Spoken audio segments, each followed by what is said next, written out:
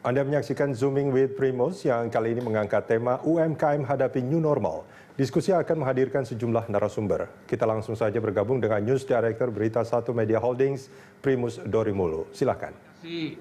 Bung Rudi, pemirsa, selamat berjumpa kembali dalam Zoom with Primus.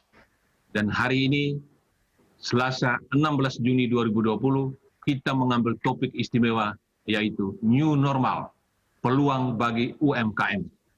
Kita tahu bahwa ketika pandemi COVID-19 memukul perekonomian Indonesia pada Maret 2020, ketika WHO menyatakan COVID-19 sebagai pandemi 11 Maret, maka kita melihat bahwa seluruh pemerintah, pusat sampai daerah, masyarakat sibuk bagaimana memutus mata rantai COVID-19. Kemudian bagaimana berusaha untuk menaikkan kapasitas medis kita, dan bagaimana menaikkan kapasitas ekonomi kita. Dan sektor yang paling terpukul oleh COVID-19 adalah UMKM. Oleh karena itu dalam pemulihan ekonomi nasional, dana terakhir yang dikucurkan oleh pemerintah yaitu 677 triliun, itu sejumlah 120,6 triliun adalah untuk UMKM. Nah, bagaimana kondisi sesungguhnya UMKM kita? Sudah hadir narasumber kita sapa yang terhormat Menteri Koperasi dan UMKM, Pak Teten Mas Duki. Selamat siang, Pak Teten. Selamat siang, Pak Primus dan Bapak Ibu sekalian. Ya, terima kasih, Bapak Menteri sudah berkenan hadir. Kemudian pembicara berikut adalah Pak Anggawira, Wakil Ketua Umum Himpunan Pengusaha Muda Indonesia. Selamat siang, Pak Anggawira. Selamat siang, Bang Primus. Selamat siang, Abang Menteri dan Pak Ong. Selamat siang, pemirsa semuanya. Kemudian narasumber yang ketiga adalah Pak Ong Tek Chan, pelaku UMKM, founder dari Titik Beli. Oh, ini Marti nih. Ya, selamat siang Pak Primus, selamat siang Pak Menteri, kemudian Pak Angga. Selamat siang. Ya. Kesempatan pertama kita dengar dari Pak Menteri kita, Menteri Koperasi dan UKM, tentang bagaimana peta UMKM kita. Katanya ada 60 juta pelaku dan kemudian kontribusinya 60% lebih terhadap PDB, kemudian ekspornya pada kondisi normal 18% kontribusinya, dan dalam penyerapan tenaga kerja mencapai 98%.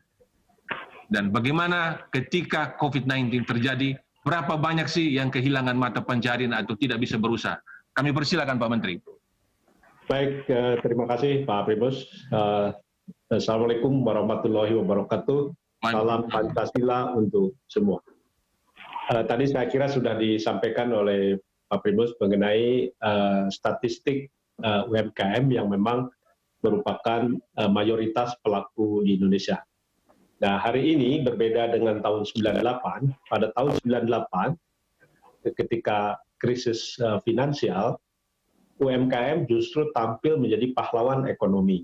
Karena saat itu banyak usaha besar yang berjatuhan, UMKM tumbuh, bahkan ekspornya naik 350% saat itu.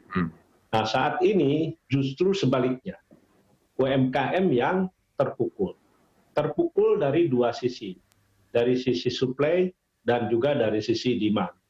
Jadi sekarang betul-betul memang kita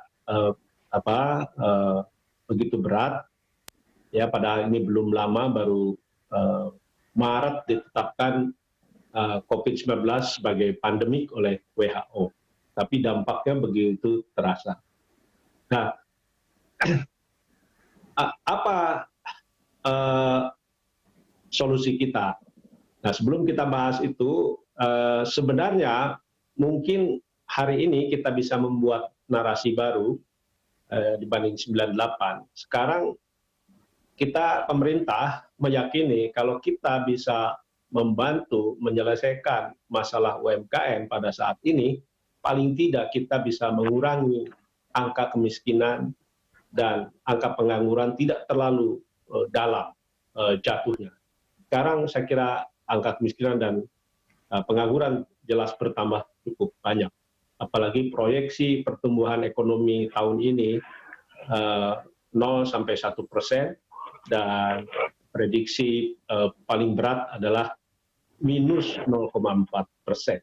Jadi kita memang tahun ini betul-betul harus kita hadapi dengan seksama. Nah, dari call center kami yang kami buat sejak awal Maret, itu kita melihat bahwa mungkin bisa ditampilkan yang terdampak itu tadi menurunnya permintaan, lalu pemasarannya juga terkendala, ketersediaan akses bahan baku, juga sumber daya manusia banyak yang kehilangan atau di PHK. Ya, ini yang paling berat. Nah, sektor yang paling terdampak saya kira di sebelah kanan itu bisa kita jelaskan, yaitu misalnya makanan minuman dan penyediaan akomodasi itu yang paling besar, lalu perdagangan ini juga yang paling besar, lalu juga industri pengolahan. Ya, di sektor menengah saya kira banyak pelaku di pengolahan. Berikutnya, nah dari dua aspek tadi, kebijakan pemerintah mencoba menjawab dua hal tadi, dari sisi demand maupun juga dari sisi supply. Nah, kita melihat, mungkin saya sebelumnya ingin menyampaikan bahwa meskipun UMKM itu terdampak, tapi sebenarnya masih ada peluang untuk bertahan. Bahkan ada beberapa yang bisa tumbuh. Nah, kita melihat sejak diterapkannya social distancing, ya homestay, stay at home, work from home, gitu ya. Lalu dengan PSBB ini memang ada perubahan perilaku, ya, ada perubahan yaitu aktivitas lebih banyak di rumah, lalu belanja online, lalu juga konsumsi produk kesehatan dan daya tahan tubuh. Nah, UMKM yang bisa melakukan adaptasi dengan perubahan perilaku masyarakat ini yang bisa tumbuh.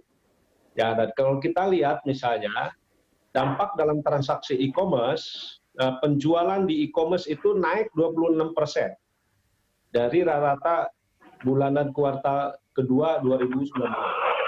Nilainya 35%. Jadi malah growing kan di online.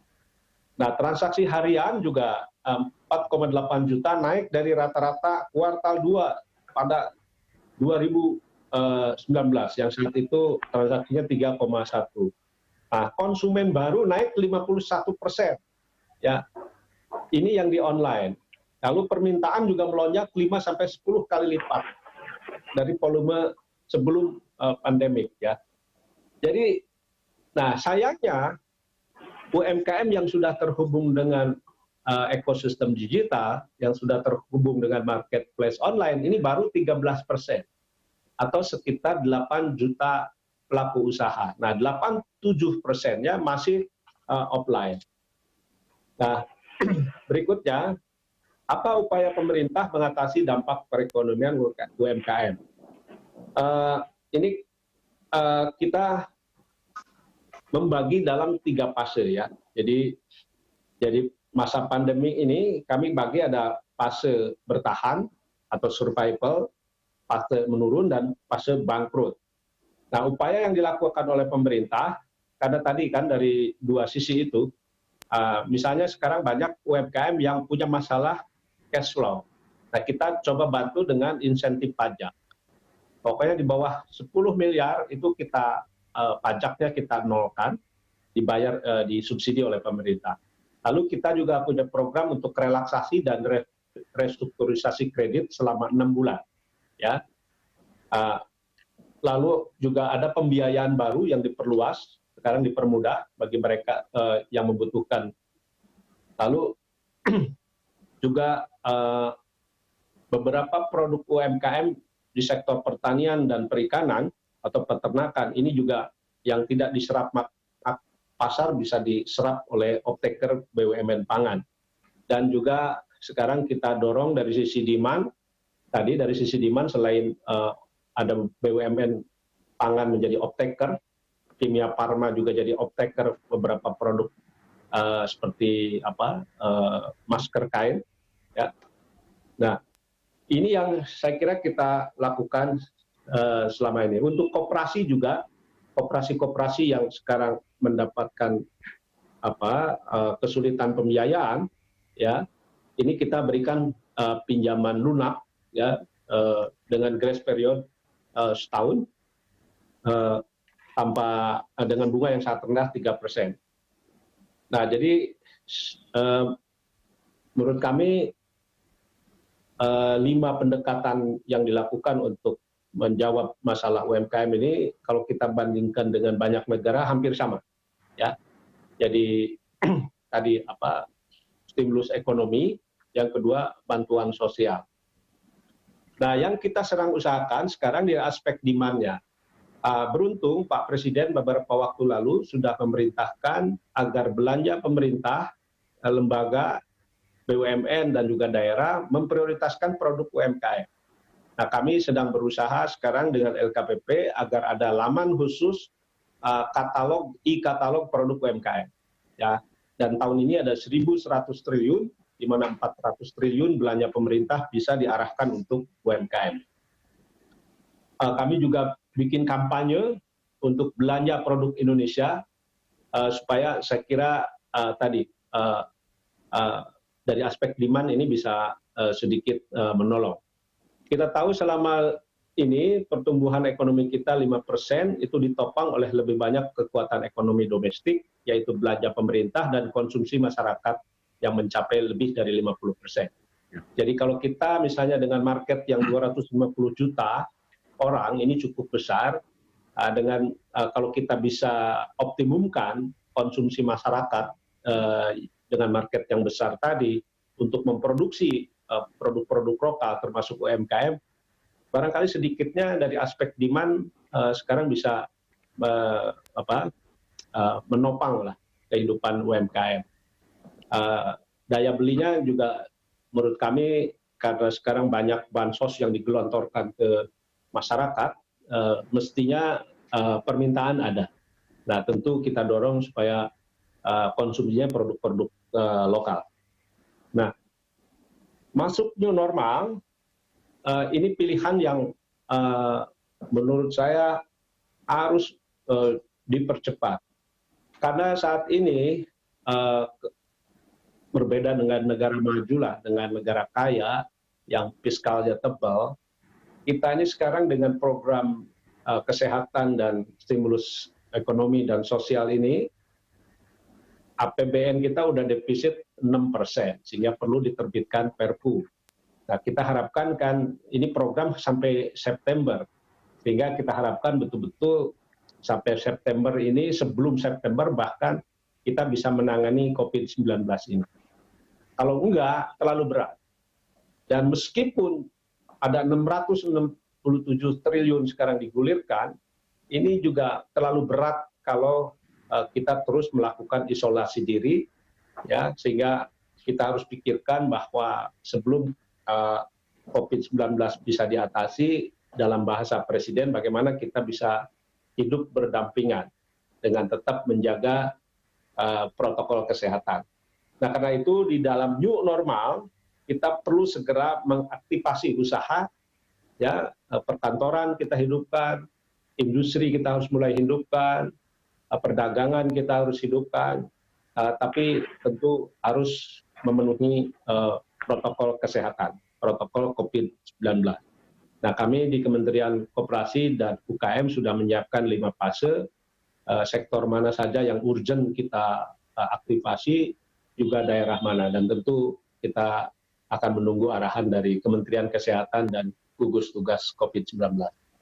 Nah, yang diperlukan lagi adalah di new normal ini adalah pelatihan dan pendampingan. Karena tadi saya kira kalau lihat dari faktanya, UMKM yang bisa tetap bertahan yaitu yang bisa melakukan adaptasi bisnis.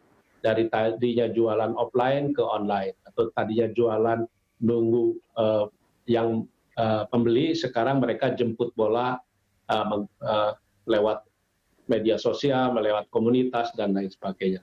Mereka juga yang tadinya jualan produk tertentu, sekarang mereka beralih ke produk yang sedang diminta oleh market. Nah ini kan perlu pendamping. Juga inovasi produk.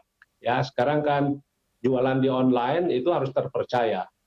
Kualitas, standarisasi, kemasan, itu menjadi sangat penting.